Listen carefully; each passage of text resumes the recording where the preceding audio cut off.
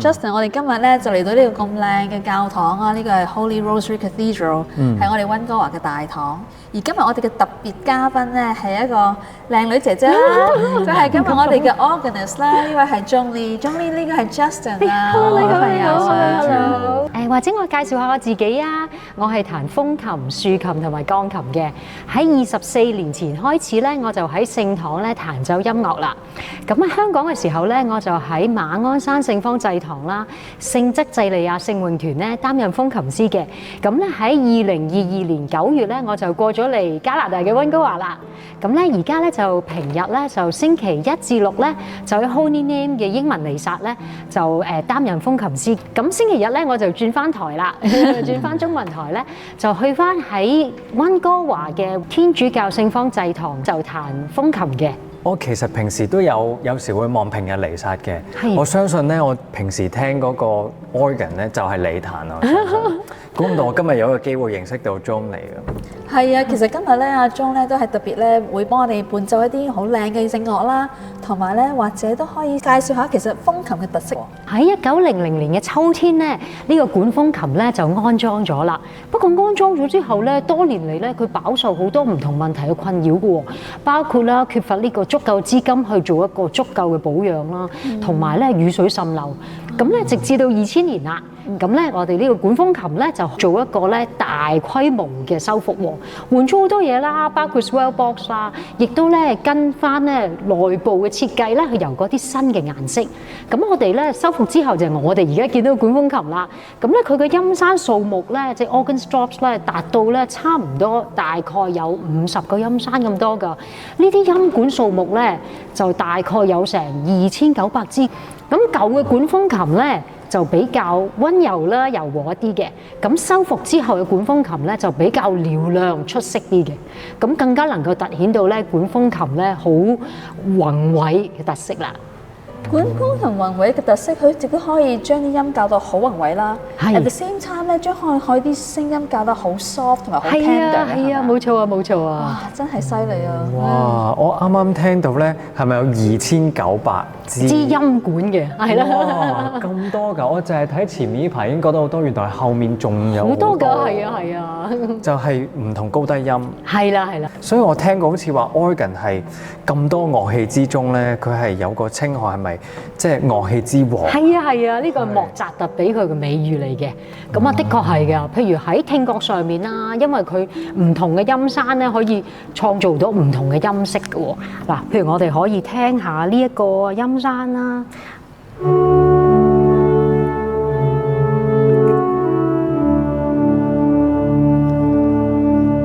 或者我再扭細聲啲嘅。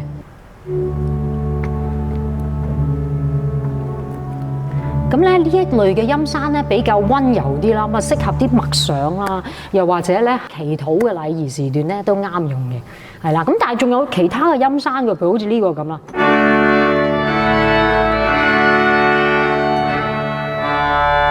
係啦。咁呢個大喇叭嘅音山啦，哇，真係好多好唔同嘅特色嘅，其實係變化多端嘅。其實呢一個星期咧，我哋係踏入咗 Triduum 喎。呢一個 week 對於我哋天主教徒嚟講咧係好重要啊！有冇啲乜嘢特別嘅歌咧係適合呢個 Triduum 嘅時間去用㗎？有一首咧，我哋每年其實四旬期同埋咧復活期都會唱嘅。咁佢有好多個咧原版本嘅喎，好出名嘅有德文啦、英文啦，同埋我哋中文嘅全能顯赫造物主。呢首歌咧就係講述聖子耶穌咧為咗救贖人類而飽受到好大嘅苦難，係一首好感人肺腑嘅作品嚟嘅。其實呢首歌咧大有來頭嘅喎，佢就喺大概1600年嘅時候咧，由德國嘅作曲家 Hans Leo Hessler 咧就創作咗個主旋律，跟住我哋嘅音樂之父巴哈咧就採納咗，仲擺埋入去佢嘅聖馬竇耶穌受難曲裏面添。咁呢首曲咧就好適合風琴去演繹，因為佢有4部好靚好靚嘅和聲，就好似4 part 聲部咧一齊喺度詠唱一樣。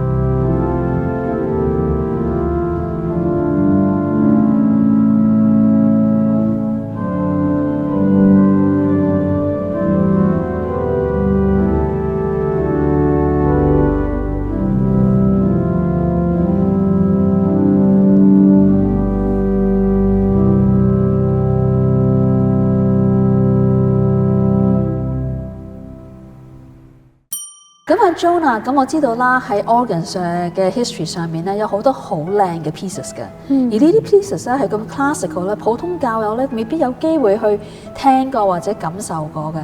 你有冇特一首係特別你好喜愛，而你係覺得喺呢一個時段咧係適合去演奏呢一個 pipe 嘅 organ 嘅 pieces 㗎？有一首咧真係好中意又好出名嘅，其實咧可以表達到我哋啲信仰裏面咧，其實都仲有好浪漫嘅情懷嘅。咁呢首咧就係法國嘅著名嘅作曲家啦，就法朗克嘅作品嚟嘅。佢咧就喺浪漫派時期嘅時候咧，就創作咗6首風琴樂曲，而呢首咧就可以被譽為咧最出名嘅一首樂曲，就係前奏曲啦。咁佢呢首樂曲咧就帶有好淡淡嘅哀愁，而且咧仲有嗰種好法式特有嗰種咧苦味回甘嘅感覺，咁咧正好訴説緊咧我哋好似喺四旬期啦，同埋復活期嗰種咧好苦樂參半嗰種情懷嘅。同埋咧點解我揀選呢首咧？因為有時候咧風琴音樂咧俾人一個錯覺比較嚴肅啲啦、笨重啲啦，但係其實咧風琴音樂都可以好浪漫嘅。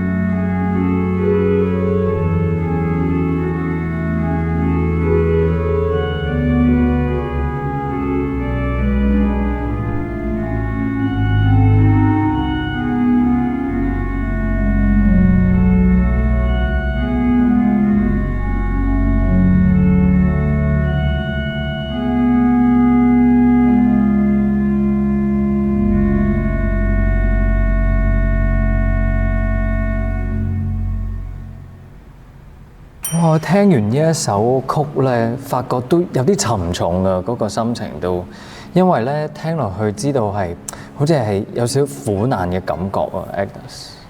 唔單止係苦難啊，我直頭想像到咧，如果喺側邊咧拜苦路見到耶穌托住呢一個十字架，同埋去到嗰個位置，佢嘅刺冠係咁扼落個頭度，嗰種痛苦同埋為我哋犧牲嗰種愛咧，我好突然之間感受到係好強烈咯。我覺得呢首歌佢帶到去嗰個境界度，好似帶翻我翻去耶路撒冷行苦路，同埋係當日嘅感想。所以可能 organ 嘅襯托咧，令到好容易去進入到嗰個狀態，等我哋帶翻去嗰個情景，所以都可以 feel 到哇當時耶穌嘅嗰個心情。其實咧嗱，我都識咗你一段時間啦。我識你嘅原因就係因為我俾你嘅音樂吸引。多謝。你係一個好好嘅風琴師啦，咁多個唔同嘅聖堂咧都有邀請你去幫佢哋即係彈 mass 啦。覺得呢一個係天主嘅禮物啊。咁我都想認識下你多啲咧。其實你係咪細個嗰陣時已經知道自己中意彈風琴啊？抑或係大個咗先至有啲乜嘢嘅特別嘅事情令到你俾風琴吸引呢？其實24年前咧，我就啱啱搬入咗去馬鞍山嘅新居喎。咁咧就隸屬嘅堂區咧，就正係馬鞍山聖方濟堂。咁咧就佢哋就啱啱開始咗咧，就星期六嘅提前彌撒。咁咧就嗰日咧我就準備咧就去呢個咧登記戶籍嘅。咁點解要登記戶籍咧？登記咗戶籍之後咧，就有啲捐獻信封仔啦。咁咧每半年咧就可以攞翻一啲咧就減免稅項嘅捐獻收據。咁我一踏入去嗰個堂區嘅辦事處啦，咁啊神父咧就二話不說就拉咗我咧就去呢個當時仲未正式成立嘅聖詠團，得3個人嘅啫。咁我交低咗我啲背景資料啦，同埋聯絡之後咧，第二日咧就好驚訝收到神父咧就嘅來電，佢咧就叫我咧就做呢個咧就提前彌撒聖詠團嘅風琴師。咁我當然係拒絕啦，因為我就係咁講話，我唔識風琴㗎，我會連累你啊。咁大家一路係咁拉鋸，咁到最後咧佢就有啲煩厭咁話得㗎啦，你一定要做呢個風琴師就收咗線啦。咁咧就咁我於是咧我就喺8月26日每一年我都會慶祝嘅日子，就開始彈我第一堂嘅彌撒啦。咁係成堂彌撒都彈晒嘅。其實我冇聽過人哋第一次彈就會成堂彈晒，好似一個唔識游水嘅人啦，俾人哋掟咗落去游水一樣。就係咁樣開始啦。咁你話你唔識游水啊？對於我嚟講，你冇可能唔識游水嘅喎，你一定係有彈開鋼琴㗎啦。係啦，係啦，但係就即係好唔足夠啦。其實都幾兩種嘅樂器嚟嘅。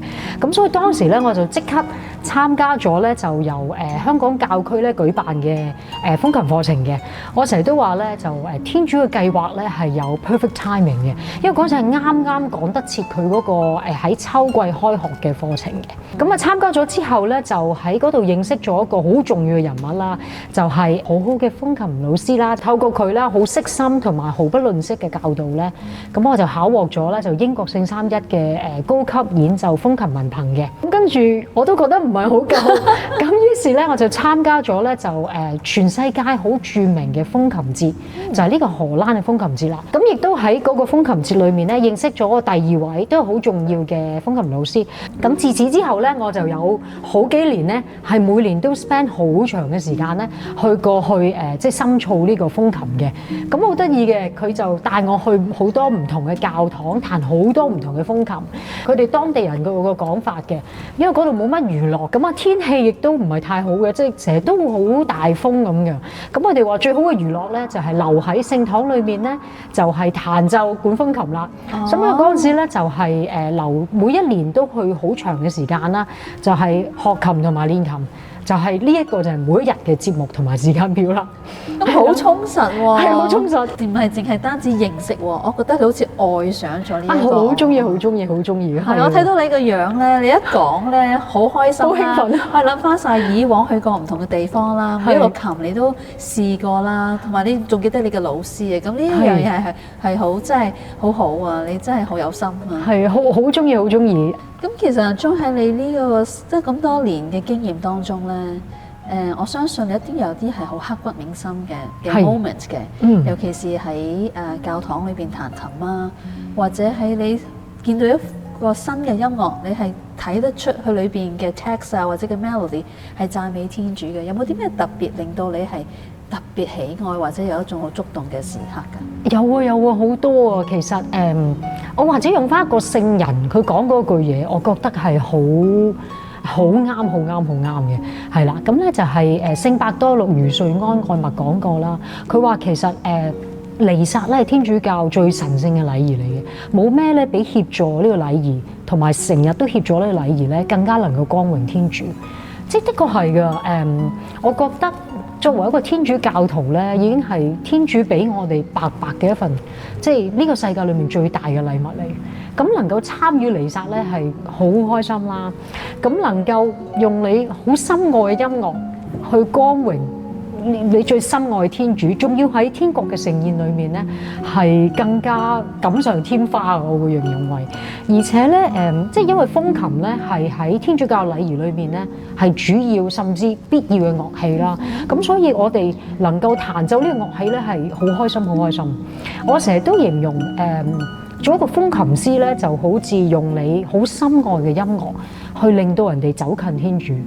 其實係一個我諗我係最中意嘅福傳途徑嚟嘅，係其中一個咧感動人嘅 experience 咧，就我諗即係雖然發生咗喺10幾年前，但係而家仲好歷歷在目嘅咧，就係感動到神職人員嘅。有一次咧，我就喺教堂度練琴啦。咁當時個教堂咧就得我喺度練琴，同埋一個神父咧就坐喺度聽我練琴啦。咁咧就我彈完一首風琴樂曲之後咧，就抬頭一望咧，就見到佢淚流滿面喎。咁我當然唔敢問啦，咁壓低個頭。咁跟住佢就靜靜咁離開咗聖堂啦。咁之後喺第二個場合再見到佢咧，佢就同我講佢喊嘅原因咧，就係因為佢喺羅馬晉鐸嘅時候咧。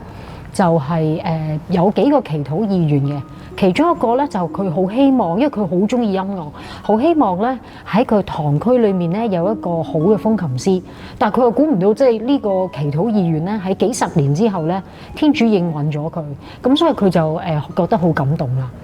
而應允咗佢嗰個人，當日就係你，唔敢當，唔敢當，係啊，好感恩，所以真係係好感恩，係啊，係啊，其實聖樂咧係可以真係入我哋嘅心，等我哋感受到主嘅臨在。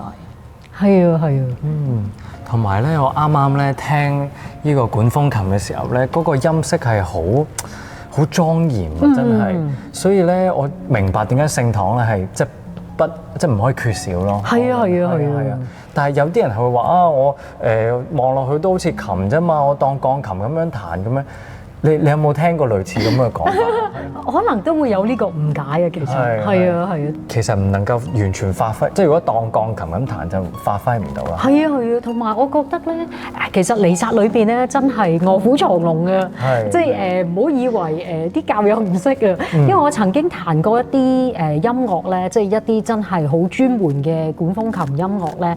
咁其實有教友試過嚟問我啊，呢首咧其實係我一生裡面最中意嘅風琴音樂，咁先發現原來佢係2代都係風琴師嚟嘅，佢係媽媽都係風琴師啦，佢自己又做咗幾十年風琴師，係啊，即係千祈唔好睇小教友啊！係咁同埋亦都試過有神職人員啦，譬如我而家即係 Holy Name 嘅主任司鐸阿Monsignor Smith 咧，咁佢咧就有好豐富嘅音樂知識啦，同埋咧就佢對彌撒音樂係有要求嘅神父嚟嘅。我曾經咧即係唔止一次，係好多次咧彈一啲好我哋叫好撩楞啦，或者好專門嘅風琴樂曲咧 Chorale Prelude 啊嗰啲，佢係可以即場講得出個歌名，同埋咧就用咗德文講添，仲要咁咧，同埋講出個背景資料咯。係啊，其實呢啲所有嘢咧都係鞭策到我係真係好認真咁，唔可以 hea 彈咯。係啊，好認真咁去對待每一堂彌撒咯。明白。係啊，同埋有時教友咧即係你聽到佢話即係因為感動落淚咧，咁係好開心嘅。係啊，我曾經有譬如2024年啦，我哋8月咧就喺天主教聖方濟堂啦，聖職濟利亞聖詠團咧舉行咗40週年音樂會，完咗之後咧好得意，有個教友好調皮咁話，佢話你彈得唔好，因為令到我哋好多人都喊咗咁樣。係啊，係啊，明白。即係呢啲係一啲動力，令到我哋更加要進步多啲嘅。其實明白。係啊，因為咧知識上我可能唔足夠啦，但係咧，的確我當我好用心眯埋眼去感受嘅時候咧，真係 organ 咧先可以進入到嗰個莊嚴啊，唔係好嘻嘻哈哈嘅一樣嘢，係一個對天主有一個好大嘅 respect 咯，係 organ 先可以做到。As a musician， 有時你覺唔覺得咧，我哋一開始去侍奉的話咧，係好似無了期咁侍奉，同埋侍奉嘅當中，好似係話 offer 俾天主，其實亦都係得到好多嘅得着㗎。係啊，絕對係啊，非常認同。又想講另外一個聖人啦，聖亞我略咧講過話要做僕人嘅僕人。咁其實喺好多教宗咧，佢哋就職嘅時候咧，都講過用翻呢一句嘅。因為其實呢句係耶穌訓示我哋啦，亦都係我哋天主教徒咧一生嘅目標嚟嘅。咁咧，我記得咧，2024年6月啦，好慶幸咧，就喺溫哥華咧，就為呢個禮儀咧，就擔任風琴師啦。當時咧，我哋好似聯合國咁嘅，好多唔同嘅人喺世界各地嚟咗啦。我哋嗰個禮儀咧，詠唱嘅歌曲咧，就包含咗呢個拉丁文啦，即係天主教嘅共通語言啦、英文啦、中文啦。咁我仲記得當時Deacon Francis 咧話一定要唱一首僕人嘅歌，因為呢個都係佢嘅目標嚟嘅。咁於是就揀咗 The Servant Song 啦，咁我哋覺得好適合啦，係都係我哋一生人嘅目標嚟嘅。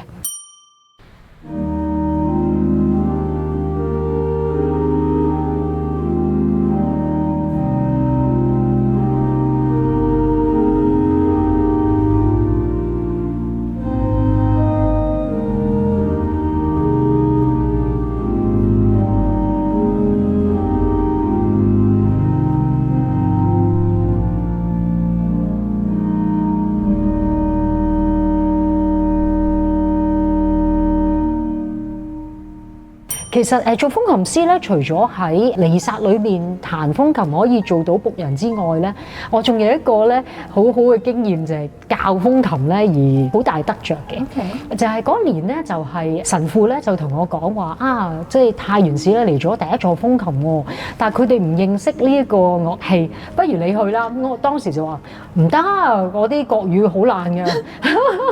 咁阿神父話唔緊要，即係音樂咧無疆界嘅，冇語言界限。咁呢個時候膽粗粗咧就真係過咗去啦。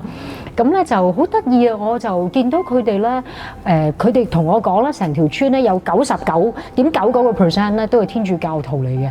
佢哋係幾代都係嘅。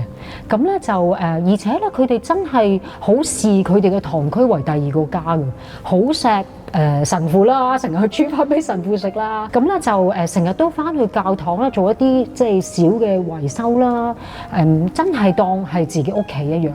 咁而且咧就好得意，佢哋咧好留心上堂。咁咧就雖然咧我去到嘅時候個風琴仲係密封嘅，即係完全唔敢拆，因為第一次見呢個樂器。咁咧就，但係佢哋好熱心、好熱愛，而且咧佢哋係其實當時資源唔係太好，嗰啲電咧其實好唔穩定。我哋上下一堂咧會突然間噗一聲冇咗，係啦。咁但係佢哋都喺即係資源不足啦、人手不足啦，亦都唔係太富裕環境之下咧，都願意去買呢個風琴，而且好努力去學好佢。因為佢哋話俾我聽，就係因為要俾最好嘅天主，係啊。咁所以我覺得嗰個旅程對於我嚟講係一個信德之旅嚟嘅。咁大座管風琴，究竟佢嘅發聲原理係點嘅呢？彈管風琴其實係咪同彈鋼琴差唔多？下一集 Agnes 會加入詠唱聖樂，而 Justin 更加會由零開始學彈管風琴。想睇下經過阿鐘親自指點嘅 Justin 彈風琴彈成點，就要留意嚟緊呢一集嘅 Music Encounter。